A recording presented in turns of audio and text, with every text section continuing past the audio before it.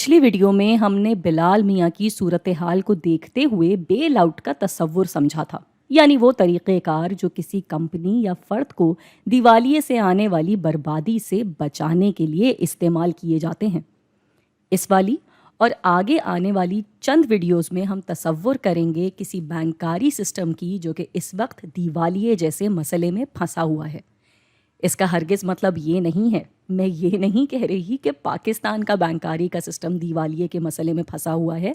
हम एक मिसाल ले रहे हैं किसी भी बैंकारी सिस्टम की जिसके ज़रिए से हम book value, market value, share holder equity वगैरह वगैरह जैसे कुछ तसव्वुरात पे बात करते करते बेल आउट वाला मुद्दा समझेंगे।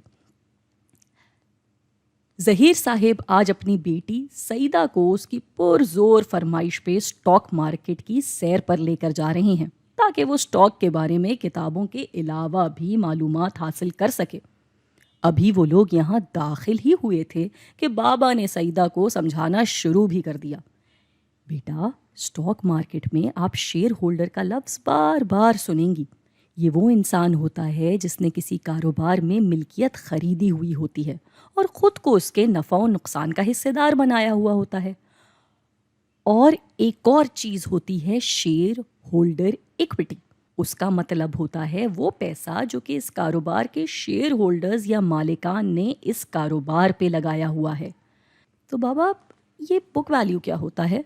बेटा, ये रुपए में बयान की गई किसी भी कारोबार की फ़ी शेयर कीमत होती है, जैसा कि उन्होंने अपनी बैलेंस शीट पे बताया हुआ होता है। मिसाल के तौर पे ये वाला जो नीला बैंक है, इसकी ये बैलेंस शीट है जैसा कि हम देख रहे हैं। ये हैं इसके असासे, ये इस पे चढ़े उधार और ये इन दोनों के फ़र्क से मिली हुई इक्विटी।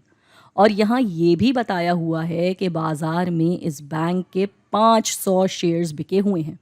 अब फ़ी शेयर बुक वैल्यू देखने के लिए हम इक्विटी को शेयर्स की तादाद से तकसीम कर देंगे, जिसकी वजह से ये आ गई 6 रुपये फ़ी शेयर की बुक वैल्यू। जब हम इसके ज़रिए कुल शेयर्स से जमा किया हुआ पैसा जानेंगे तो उसको कहा जाएगा बुक इक्विटी।